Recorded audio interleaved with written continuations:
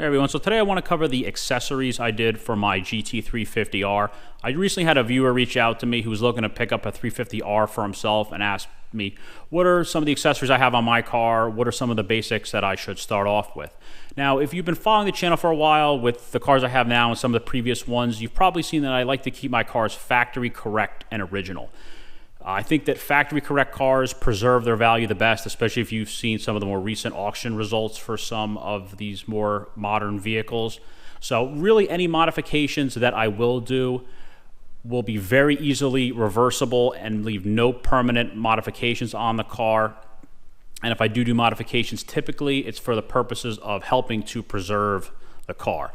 Also, the other factor with this is that Ford is really starting to crack down on warranty claims with their vehicles. So it's not like it was years ago where if you, say, put a tune on a car and then you have a problem with the engine or something related to the drivetrain, you put the factory tune back on, bring it in. Now they can tell if you're messing with the computer. They can see because the start cycles get refreshed, and there are certain parameters that they can look at. And I have a friend of mine that is a Ford Senior Master Technician, and he says when big warranty claims come in, Ford really makes them go through a very big process to verify that the cars haven't been modified. They want pictures of the engines. They want the computer interrogated. So they really are trying to crack down on this type of stuff and see if you have been messing with the car, any potential issues that were caused were related to you. Now, if it's a small warranty thing that's not related, typically it's not a big deal, but they are cracking down, especially on drivetrain related stuff. So I'll go ahead and just take a quick look at my car and go over all the modifications I did. Like I said, all real basic, easily reversible.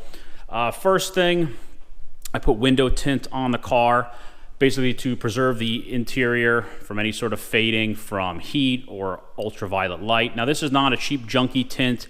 This is XPEL Prime XR, so this is something like 99% of ultraviolet light reflection, and it reflects something like 88% of radiant heat, so it'll keep the interior much cooler if I have it parked outside on a hot day, and it's going to block virtually all the ultraviolet light that fades and destroys interiors, cracks plastics, and ruins them. So that was the main reason I did that. Easily reversible. It was professionally done, so I'm not worried if I ever have to have this taken off. I'll have the same guy do it because he did a very nice job.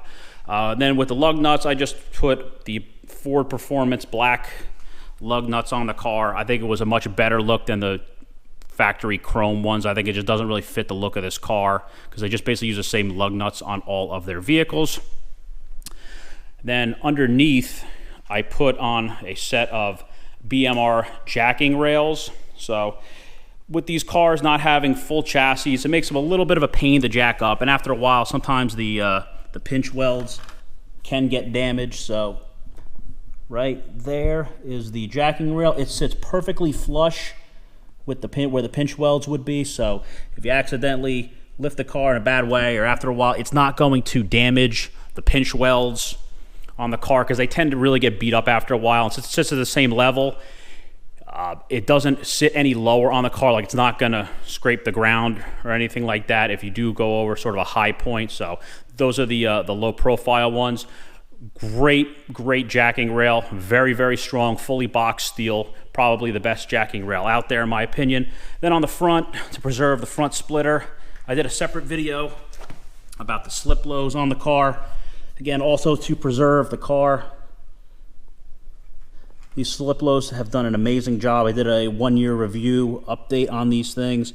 A really, really good DIY solution if you're worried about scraping up the splitter, especially on the 350Rs with the splitter being bigger. It's something really easy to do. They hold on really well. Nice thick rubber pad on them.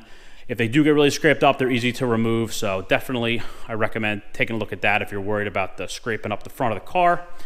And then on the exterior of the car, finally, the set of these, I believe it's pronounced Jaeger Brothers mud flaps. Unfortunately, Ford does put a mud flap on the back of the 350s, but they don't put one on the front. Now, I know there's all kinds of rock blockers and various things you can put down here, but it doesn't really affect all the rocks that these Michelin 2s kind of shotgun out and sling up all over the car. So these do not actually bolt on. They have these little rubber pieces that hold them on. So when you want to wash the car and clean it out, they come off very, very easily. but they still have a very, very strong hold. I would not worry about these coming off when I'm driving the car because the hold is very strong, and not having to bolt them on means you can take them on and off real easily. When I wash the car and I want to get maybe some of the rocks or junk off that or clean the face of this thing, just take them off, wash them, put them back on. It only takes a few seconds to take them on and off. So that is a great option for protecting the side of the car. And then under the hood, same thing, real basic, minor modifications. JLT strut covers, they just have basically little pieces of Velcro that hold them down very easily on and off. Easily reversible if I ever want to keep them off permanently. And then finally, to keep the engine nice and clean, a Ford Performance air oil separator. So I did the Ford Performance one. I think it has a great OEM look. It's like a 5-minute install, can easily come off, no permanent modifications if need be. I skipped the passenger side one just because I don't like that it blocks access to the dipstick, and I don't race the car. Almost everyone I've ever seen, a video or photos, when people take them off, they're bone dry. I've only ever seen one. So if you're sort of on the fence, I would definitely recommend doing the passenger side on these cars just to keep the intake clean, because that's the one that gets the bulk of the that oil mist from the blow-by from the engine.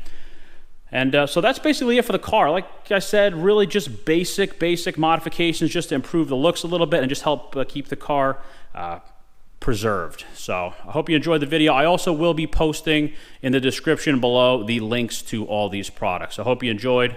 Thanks for watching.